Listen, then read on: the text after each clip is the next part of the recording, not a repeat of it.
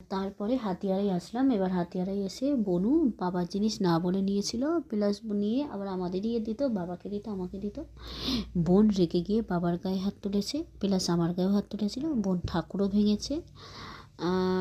এটা হলো ব্যাপার। আমার অনেক সময় ভালো ব্যবহারও করেছিল। আর বাড়িওয়ালারাও সুস্মিতা পালকে পছন্দ করে না, সহ্য করতে পারতো না, অতটা বুঝতে পারছে না। এবার কিসে পড়ি সেটা মিথ্যে কথা হয়েছিলাম। এবার ওই সব কাণ্ড করে এবার তারপরে হাতিয়ারে যখন থাকতাম, হ্যাঁ, সৌমেনের সাথে ফার্স্টে বন্ধু করাটা উচিত হয়নি, বয়ফ্রেন্ড করাটা উচিত হয়নি। কারণ সুস্মিতা পাল ভবিষ্যতে এমন একটা ছেলে থেকেই বিয়ে করবে, যে ছেলে college complete, graduation complete, doctor, বড়লোক, তেমন থেকেই বিয়ে করবে। যে বাস চালায় টাকো না, যে অটো চালায় টাকো না, যে রিক্সা চালায় টাকো না, যে ট্যাক্সি চালায় টাকো না, বিজনেসের সাথে তাকে ডাক্তার হতে হবে। আর বোনকে আমি এমন একটা ছেলে থেকে বিয়ে দেবো, যে ছেলে কলেজ কমপ্লিট, গ্র্যাজুয়েশন, ডাক্তার, বড়লোক, যে বাস চালায় টাকো না, যে অটো চালায় টাকো না, যে রিক্সা চালায় টাকো না, যে ট্যাক্সি চালায় টাকো না। আর তারপরে ডাক্তার ছেলে দেখে মানে আমরা যখন বিয়ে করবো তখন এইগুলো হবে, ব্যাস। এবার তারপরে এটা এখন বাদ দিচ্ছি। সৌমিনের সাথে এটা জীবনে সব থেকে বড় ভুল হয়েছিল, এটা মনে অনুতাপ করছি। এবার যাই হোক, এটা সুস্মিতা পালের মনের কথা। আর তারপরে কি যে আর একটা কথা, সত্যি কথা হলো যে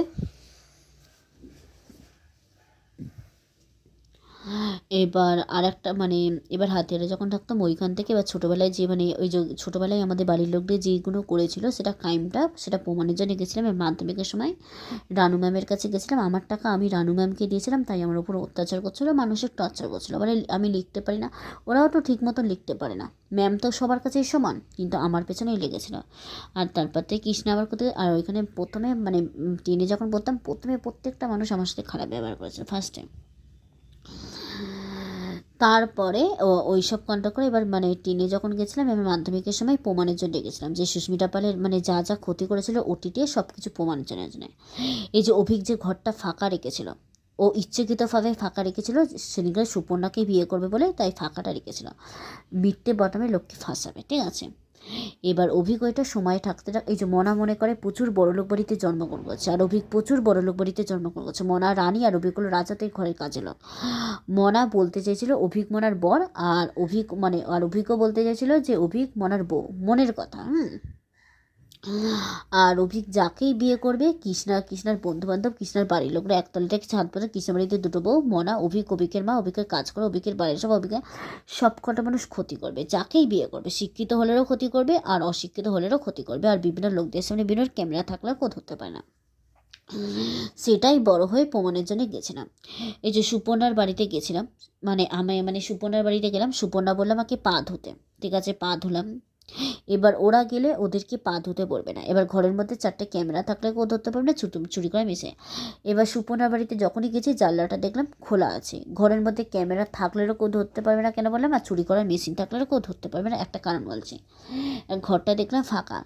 প্রথমেই মানে মনা আর সানাই দুজনে মিলে আমার ব্যাগে নিজে মানে কিছু দিয়ে মিথ্যে বদনামে ফাঁসানোর চেষ্টা করেছিল, চুরির বদনামে, ঠিক আছে। মনা আর সানাই মিলেছিল। এবার যাই হোক, আমার কাছে সেই মুহূর্তে কোনো প্রমাণ ছিল না। আর তখন যদি সেই মুহূর্তে বলি, কেউ আমার কথা বিশ্বাস করবে না, ভাবে আমি মিথ্যে কথা বলছি, ওকে সহ্য করতে পারি না বলে, তাই। এবার তখন আমি বুঝে গেছি যে ও আমাকে মানে সহ্য করতে পারে, আমাকে হাসাহাসি করছে, মানে আমি সবার কাছে বদনাম করছে, আমার সামনে ভালো সাজে, পেছন থেকে ছুরি মারছে মনা সানায়। এবার তখন আমি এই জিনিসটা বুঝে গেছি, তাই মনার বাড়িতে আমি বললাম যে থাকাটা ঠিক সেফ হবে না, কখন আমাকে ফাঁসিয়ে দেবে। ঘরের মধ্যে 4টে ক্যামেরাও নেই, চুরি করার মেশিনও নেই, ঠিক আছে। তাই আমি কি করব, তাই আমি নিরুপায় হয়ে বাধ্য হয়ে সুপর্ণার বাড়িতে গেছিলাম। সুপর্ণার সাথে সাথে আমি গেছিলাম। সুপর্ণা যেহেতু রান্না করছে, তাই ওইখানে আমি ও মশলা বাটলো, তাই সুপর্ণা মশলা বাটতে গেছে, তাই আমি সুপর্ণার সাথে সাথে মশলাও বাটতে গেছিলাম, ঠিক আছে। এটা হলো সত্যি কথাই, বসেছিলাম, ও মশলা বাটছে, আমি শুধু দেখছি। তারপরে সুপর্ণা রান্না করছে, আমি বাইরে একটা বসে আছি, এখানে সুপর্ণা রান্না করছে। এবার সানাই আর মোনা দুজনে মিলে লঙ্কা, জিরে, হলুদ মেশাতে চেষ্টা করেছিলাম। এবার সেই মুহূর্তে তখন যদি বলতাম, তখন আমার কাছে কোনো প্রমাণ ছিল না, তাই আমার মুখের কথা কেউ বিশ্বাস করবে না যে মোনা আর সানাই নিজে থেকে লঙ্কা, হলুদ, জিরে সব কিছু বেশি দিয়ে আর সুস্মিতা পানের নামে দোষটা দেবে। ওরা দুজনে মিলেছিল, ঠিক আছে। এবার তখন যদি বলতাম, সেই মুহূর্তে সুস্মিতা পালের কাছে কোনো প্রমাণও ছিল না, আর কেউ ওর মুখের কথা কেউ বিশ্বাস করতো না, সব কটা মানুষ তলে তলে মিলে থাকে, আর আমার সামনে আর এক সাজবে। এবার কি করেছিল, এবার মনা আমাকে বললো স্নান করতে, তার কারণ কি আমি কেমন করে দেখতে, আমি কালো দেখতে না ফর্সা দেখতে সেই সব জানার জন্যে তাই আমাকে স্নান করতে বললো। এবার যাই হোক সুপর্ণা তারপরে স্নান করতে গেল, এবার বুড়িটা রান্না করলো, ঠিক আছে রান্না করলো। এবার আমি আগে আর পিছের কথা বলছি, ঠিক আছে। আমি প্রথম দিন কি হয়েছে আর দ্বিতীয় দিন কি হয়েছে আমি একসাথেই দুটো কথা বলছি। তারপরে কি হলো যে হ্যাঁ, অভিশ্রী রায় ফার্স্ট দিন আমাকে পড়াতে এসেছিল। আমি মাথা নিচু করে আমি পড়ছিলাম কোন জায়গাটায়, ওই যে খাটে আমি বলছি অভিশ্রী রায় কোন দিন ফার্স্ট দিন বসেছিল খাটের মধ্যে ঘরের, মানে সেটা আমি বলছি।